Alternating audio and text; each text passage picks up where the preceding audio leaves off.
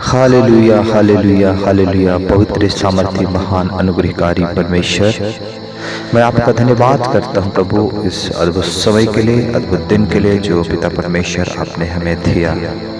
मेरे पिता परमेश्वर, मैं धन्यवाद करता हूँ आपके प्रेम के लिए, आपकी दया के लिए, आपकी सुरक्षा के लिए कि अब तक प्रभु हमारे जीवन में आपकी अनुग्रह दया पाई जाती है। मेरे महान परमेश्वर पिता, आपके उन तमाम आशीषों के लिए मैं आपका धन्यवाद करता हूँ। आप केवल धन्यवाद के योग्य है प्रभु, स्तुति के योग्य है, आराधना के योग्य है पिता परमेश्वर। सबको जय मसीह की। मेरे प्रिय मसीह भाई बहन, एक बार फिर से इस चैनल में आप सब लोगों का स्वागत है। आइए मेरे प्रिय मसीह भाई बहन, हम इस समय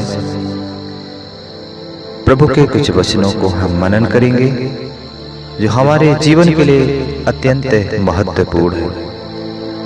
मेरे प्रियो, आज का जो हमारा टॉपिक है वो है उद्धार। मोक्ष हमें कैसे प्राप्त हो सकती है, उद्धार हम कैसे प्राप्त कर सकते हैं, हमारा उद्धार कैसे हो सकता है, उसके लिए हमें क्या करना होगा, किसके द्वारा ये संभव है। सो मेरे प्रियो, इस पूरे मैसेज में आप बने रहें। परमेश्वर आपके जीवन में अद्भुत रीति से आशीष करेगा, आपसे बोलेगा, आपसे बातचीत करेगा और सच में परमेश्वर मसीह में आपको आगे बढ़ने के लिए सहायता प्रदान करेगा। मेरे प्रियो, बाइबल हमें बताती है कि उद्धार सबके लिए है और मनुष्य की एक मूल जरूरत है उद्धार। जिस प्रकार भोजन हमारे लिए जरूरी है, इंसान के जीवित रहने के लिए जितना भोजन की जरूरत होती है उतना ही जरूरत है उद्धार की, मोक्ष की। मेरे प्रियो, परमेश्वर का दर्शन है कि हर एक भाषा, हर एक कुल, हर जाति के लोगों का उद्धार हो। परमेश्वर नहीं चाहता कि किसी भी व्यक्ति का नाश हो, वो नरक जाए। ये परमेश्वर की इच्छा नहीं है मेरे प्रिय, क्योंकि परमेश्वर इंसान के बनाने वाला है, सारी दुनिया के बनाने वाला परमेश्वर है और वो इंसान से प्रेम करता है। और उद्धार मेरे प्रियो हर एक इंसान के लिए परमेश्वर ने रखा है, क्योंकि उद्धार मनुष्य के कर्मों के आधार पर नहीं है। मनुष्य अपने कर्म से, अपने शक्ति से, अपने तपस्या से, अपने जप से उद्धार को प्राप्त नहीं कर सकता था। इसीलिए यीशु मसीह सब को छोड़ करके इस दुनिया में आया ताकि वह समस्त मानव जाति के पापों के लिए वो बलिदान हो सके और उसके बलिदान के ऊपर हम विश्वास कर सकें। मेरे प्रियो, बाइबल हमें बताती है कि यीशु मसीह हमारे पापों के लिए मरा, गाड़ा गया और मुर्दों में से 3 दिन के बाद जिंदा हो गया। हमें किस चीज का उद्धार चाहिए? मनुष्य आज कर्म, विचार, स्वभाव से पापी है और वचन बताता है कि सबने पाप किया है और परमेश्वर की महिमा से रहित है। रोमियो 3:23 में हम पढ़ते हैं। आज इंसान परमेश्वर से दूर है, भटके हुए हैं। परमेश्वर से संबंध आज इंसान का टूट गया है, क्योंकि परमेश्वर ने इंसान को बनाया है अपने संगति के लिए, अपने महिमा के लिए, लेकिन वो परमेश्वर से दूर हो गया है। आज वो परमेश्वर चाहता है, उसकी इच्छा है, उसका दर्शन है, उसका प्लान है कि कोई भी व्यक्ति नाश ना हो परंतु अनंत जीवन पाए। हम यह रचित सुसमाचार 3:16 में देखते हैं, क्योंकि परमेश्वर ने इस जगत से ऐसा प्रेम रखा कि उसने अपना एकलौता पुत्र दे दिया ताकि जो कोई उस पर विश्वास करे वह नाश ना हो परंतु अनंत जीवन पाए। मेरे प्रियो, सारी जगत के लिए, ना केवल किसी धर्म जाति के लिए, कुछ ही लोगों के लिए, लेकिन परमेश्वर संपूर्ण मानव जाति का परमेश्वर है। समस्त मानव जाति के लिए उसने बलिदान दिया। मेरे प्रियो, किस चीज से हमको उद्धार चाहिए? आज जैसे मैंने कहा इंसान कर्म विचार स्वभाव से पापी है। जब आदम और हवा परमेश्वर के आज्ञा का उल्लंघन करते हैं, वो परमेश्वर से दूर हो जाते हैं। और वचन बताती है कि एक मनुष्य के द्वारा पाप इस जगत में आया और सब मानव में फैल गया, सब मनुष्यों में फैल गया, और पाप की मजदूरी मृत्यु है। मेरे प्रियो, आज इंसान परमेश्वर से दूर है। परमेश्वर चाहता है कि वो उसके करीब आ जाए, और इसीलिए यीशु मसीह जो भारी गैप था, जो खाई था, जो दूरी था, जो दरार था, उस दरार को उस कलवरी क्रूस के द्वारा वो भर दिया। आज हम यीशु मसीह, वो एक ऐसा ब्रिज बन गया, एक ऐसा पुल बन गया, एक ऐसा माध्यम बन गया जिसके द्वारा हम परमेश्वर तक जा सकते हैं। परमेश्वर प्रभु यीशु मसीह एक ऐसा रास्ता बना दिया जिसके माध्यम से आज हम दोबारा परमेश्वर से संबंध स्थापित कर सकते हैं। मेरे प्रियो, यदि आपके जीवन में पाप है, बुराई है, तो आप अपने पापी स्वभाव को लेकर परमेश्वर के पास नहीं जा सकते। हमें जरूरत है उद्धार मोक्ष के लिए पापों से क्षमा प्राप्त करना। और पाप क्षमा हमारी कैसे होगा? यीशु मसीह के पास पाप क्षमा करने का अधिकार है। वो आपके पापों को क्षमा करेगा। वही जन्नत का रास्ता है, वही स्वर्ग का रास्ता है। परमेश्वर का वचन यह रचित सुसमाचार 14 अध्याय 6 पद में लिखा है, सत्य मार्ग और जीवन में ही हूँ, बिना मेरे द्वारा कोई भी पिता के पास नहीं पहुँच सकता। मेरे प्रियो, यीशु मसीह वो रास्ता है जिसके द्वारा हम स्वर्ग जा सकते हैं। यीशु मसीह वो माध्यम है जिसके कारण हमारा उद्धार हो सकता है, हमारी मुक्ति हो सकता है।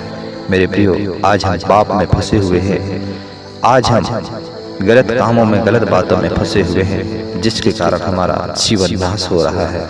आज इंसान को पता ही नहीं है कि वो कहाँ जा रहे हैं। मेरे प्रियो, लेकिन मृत्यु के बाद भी एक जीवन है। उस जीवन में प्रवेश करने के लिए जो परमेश्वर यीशु मसीह से बात करता है, जो वायदे किया है, उसे हमें पाना है। उसके उल्टा मेरे प्रियो नरक है, जहाँ हमेशा आग और गंधक रहती है, जहाँ पर कीड़ा है, जहाँ पर विलाप है, दुख है, तड़पन है। वहां से बचाने के लिए प्रभु यीशु मसीह इस दुनिया में आया। प्रभु का वचन कहता है कि हम उद्धार को कैसे प्राप्त कर सकते हैं। रोमियो की पुस्तक 10 अध्याय 9 पद में हम पढ़ते हैं, यहाँ पर लिखा है कि यदि तू अपने मुंह से यीशु को प्रभु जानकर अंगीकार करे और अपने मन से विश्वास करे कि परमेश्वर ने उसे मरे हुए में से जिलाया, तो तू निश्चय उद्धार पाएगा। मेरे प्रियो, उद्धार पाने के लिए ज्यादा कुछ आपको नहीं करना है। सिर्फ 2 बातों का आपको ध्यान रखना है। यीशु मसीह को प्रभु मानना है मेरे प्रियो। और बाइबल हमें बताती है कि जब तक हम प्रभु नहीं मान सकते, यीशु मसीह को, पवित्र आत्मा परमेश्वर को, जब तक हमारे अंदर पवित्र आत्मा नहीं है। हम कैसे जाने कि परमेश्वर हमारा उद्धार कर सकता है? मेरे प्रियो, हमारे अंदर विश्वास होना जरूरी है। दूसरी बात, परमेश्वर का वचन हमें बताता है कि जो मन से विश्वास करे कि परमेश्वर उसे मरे हुए में से जिलाया, तो निश्चय उद्धार पाएगा। हमारे अंदर विश्वास का होना बहुत जरूरी है। विश्वास कैसे आएगा? रोमियो 10 अध्याय 17 पद में लिखा है, विश्वास सुनने से और सुनना मसीह के वचन से होता है। जब हम परमेश्वर के वचनों को पढ़ते हैं, सुनते हैं, तो परमेश्वर के वचन में सामर्थ है, वो दुधारी तलवार से अधिक चोखा है। जब हम उसके वचनों को सुनते हैं, हमारे गुदे को आर पार छेदता है, हमसे बातचीत करता है, हमारे अंदर विश्वास को लेकर आता है, हमारे अंदर कुछ क्रिया करता है, हमारे अंदर कुछ काम करता है, हमारे जीवन को बदलता है। मेरे प्रियो, के बीज में वो सामर्थ होती है, और परमेश्वर का वचन को बीज बोला गया है, और वो बीज में सामर्थ होती है कि वो फलवंत हो सके, वो उग सके, एक विशाल पेड़ बन सके। मेरे प्रियो, वो परमेश्वर का वचन है। हमें परमेश्वर के वचन के ऊपर विश्वास करना होगा। विश्वास सुनने से आता है, और सुनना मसीह के वचन से होता है। सो मेरे प्रियो, उद्धार केवल प्रभु यीशु मसीह में ही संभव है। मोक्ष केवल प्रभु यीशु मसीह में ही संभव है। आप जितना भी तप कर लें, जितना भी आप जप कर लें, आप अपने आप से उद्धार को कभी भी प्राप्त नहीं कर सकते। इसीलिए यदि ऐसा होता कि इंसान के बस में उद्धार जरूरत होता तो शास्त्र में, पवित्र शास्त्र में लिख देता कि ऐसा करने से तुम्हारा उद्धार हो जाएगा, लेकिन संभव नहीं था मेरे प्रियो। लोगों ने बार बार लहू बहाते थे, बार बार बलिदान करते थे अपने पापों की क्षमा के लिए, प्रायश्चित के लिए, छंगाई के लिए, छुटकारा के लिए। यीशु मसीह ने देखा कि कब तक तुम ऐसा करोगे। यीशु मसीह एक बार हमारे लिए बलिदान हो गया, समस्त मानव जाति के लिए बलिदान हो गया, और जो उसके ऊपर विश्वास करते हैं कि यीशु मसीह परमेश्वर ने उसे मरे होने से 3 दिन के बाद जिलाया, तो निश्चय उसका उद्धार संभव है। मेरे प्रिय, तीसरी चीज, पहली चीज मैंने बताया कि आपके लिए ये स्वीकार करना जरूरी है कि यीशु ही प्रभु है।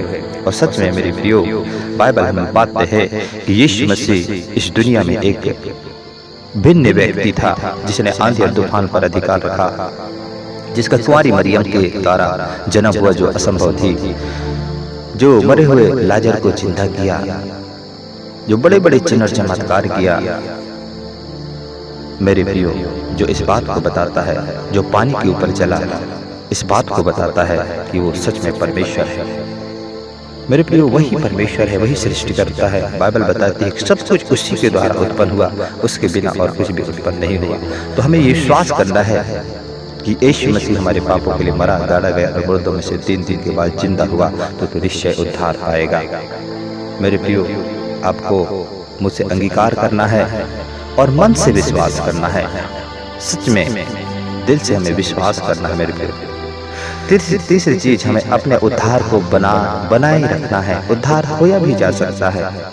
जो उद्धार को प्रभु यीशु मसीह ने हमें दिया है, उस उद्धार को हम खो भी सकते हैं, शैतान उसे छीन भी सकता है। उसके लिए बाइबल वचन हमें बताती है कि जो अंत तक धीरज धरे रहेंगे उसी का उद्धार होगा। मेरे प्रियो, जब हम यीशु मसीह के पीछे चलते हैं तो बहुत सारी रुकावट, बहुत सारी बातें आती है जो हमारे विश्वास को कमजोर करती है, प्रभु की संगति से अलग दूर ले जाने की कोशिश करती है। मेरे प्रियो, लेकिन इस बात को हमें समझना है, जिस प्रकार पौलुस कहता है मैं निशानी की ओर दौड़ता हूँ, उसी प्रकार हमें निशानी की ओर दौड़ना है ताकि उस नाम को पा सकें। मेरे प्रियो, उद्धार की दौड़ में उद्धार हमें प्राप्त नहीं हुआ है। उद्धार केवल प्रभु यीशु मसीह ने दे दिया है। उस उद्धार को हमें रक्षा करना, उस उद्धार की हमें चौकसी करना है। परमेश्वर हमारे हाथ में दे दिया है, उद्धार हमारे हाथ में सौंप दिया है। बस जीवन के अंतिम श्वास तक उसे हम चौकसी करना है, कहीं ऐसा ना हो कि उद्धार हमसे वंचित हो जाए, हमसे छीन लिया जाए। हमें लगातार प्रभु में आगे बढ़ना है। मेरे प्रियो, उद्धार हमारा कंप्लीट जब होता है जब हम अंतिम सांस तक अपने जीवन को मसीह में एक विश्वास योग्यता के साथ हम प्रभु परमेश्वर की अधीनता में हम जीते हैं। मेरे प्रियो, ये 3 महत्वपूर्ण बातों को आपको मैंने बताया। जब आप अंत अपने पूरे दौड़ को दौड़ लेते हैं, परमेश्वर आपके लिए स्वर्ग में बहुत बड़ा फल रखा है। मेरे प्रियो, आपको पुरस्कृत किया जाएगा, आपको सम्मानित किया जाएगा। कितना अच्छी बात है मेरे प्रियो की अनंत काल के लिए हम इस दुनिया में हम हैं, हमेशा के लिए नहीं है, लेकिन परमेश्वर हमें हमेशा की जिंदगी देने के लिए परमेश्वर ने हमें चुना है, हमें बुलाया है। इसलिए मेरे प्रियो, उद्धार हमारी मूल जरूरत है। हमें एक नज़र हमें उद्धार की ओर अपना ध्यान को केंद्रित करना है, उद्धार की ओर अपने ध्यान को लगाना है। जितना जरूरत हमारे शरीर को जीवित रहने के लिए है, उतना ही जरूरत हमारे उद्धार के लिए है। मेरे प्रियो, कहीं ऐसा ना हो कि हम कई बार प्रभु प्रभु कहते हुए भी हम परमेश्वर के क्रोध में हो जाते हैं। मेरे प्रियो, ऐसा ना हो कि हम परमेश्वर से वंचित हो जाएं, उसके राज से वंचित हो जाएं। मेरे प्रियो, आपको ध्यान देना होगा, प्रार्थना करना होगा, अपने विश्वास की चौकसी करना होगा, अपने जीवन की चौकसी करना होगा, ताकि वो इनाम, वो चिरस्थायी घर जो कभी नष्ट ना होने वाला घर है, हमें मिल सके। वो आनंद, वो जीवन, वो सुख, वो शांति हमें मिल सके। मेरे प्रियो, आइए मेरे साथ छोटे से प्रार्थना करें। पिता परमेश्वर, मैं आपका धन्यवाद करता हूँ आपके महत्वपूर्ण वचनों के लिए। प्रभु जी, आपने पिता परमेश्वर इस समय प्रभु आपने हमें उद्धार मोक्ष के विषय में हमें अवगत कराया। प्रभु, हम धन्यवाद करते हैं पिता परमेश्वर, जो असंभव थी उसे आपने पिता अपने बलिदान के द्वारा संभव कर दिया है। आज पिता परमेश्वर, हम आपके माध्यम से, यीशु मसीह के माध्यम से हम आप तक, परमेश्वर तक पहुँच सकते हैं। प्रभु, हम धन्यवाद करते हैं कि आपने हमारे बदले में बलिदान हुआ ताकि हमें पिता बलिदान देना ना पड़े। पिता परमेश्वर और हमारे बलिदान के द्वारा उद्धार भी नहीं था। आपने हमारे लिए दुख को उठाया प्रभु, आपने हमारे लिए मृत्यु को सहा ताकि हमें नरक की मृत्यु ना मिले। आपने हमारे दर्द को सह लिया, हमारे दुख को सह लिया प्रभु, ताकि हम रोग और बीमारियों से हमेशा चंगे और भले रहें। अपने लहू को बहाया प्रभु, ताकि हमारे पाप जो विधियों का लेख है, पीढ़ी दर पीढ़ी आने वाले शराब वो टूट सके। परमेश्वर मैं धन्यवाद करता हूँ जो उद्धार को आपने हमें दिया है उसकी हम चर्चा कर सकें और विश्वास योग्यता के साथ आपने प्रभु जी हम आगे निशानी और जैसे पौलुस कहते हम दौड़ने वाले हो सकें। एक एक प्रियजनों को आपके हाथों में सौंपते हैं प्रभु। आज के जो मूल जरूरत जो वचन हमारे लिए था, ये हर एक के लिए एक आशीष का कारण बनने पाए। हर एक व्यक्ति प्रभु इस विषय पर सोचने पाए। आप एक एक की रक्षा करें। जो व्यक्ति पिता परमेश्वर जो यीशु मसीह को नहीं जानता है, पहली बार इस मैसेज को सुना है, उनके जीवन को आपके हाथों में सौंपते हैं। उनसे बोलें और बातचीत करें प्रभु जी, वो आपको खोज सकें, वो आपको ढूंढ सकें। धन्यवाद प्रभु जी, इस प्रार्थना को सुनने के लिए धन्यवाद। आज के वचनों के लिए धन्यवाद जो आपने हमसे बात किया है। पिता जो इस समय बीमार हैं, तकलीफों में हैं, समस्याओं में हैं, बंधनों में हैं, वो आजाद किए जाएं, चंगे किए जाएं यीशु के नाम से। धन्यवाद, सारा आदर महिमा आपको देते हैं प्रभु। धन्यवाद के साथ प्रार्थना को प्रभु यीशु के सामर्थ्य नाम से मांग लेते हैं। दया से सुनिए और कबूल कीजिएगा। आमीन।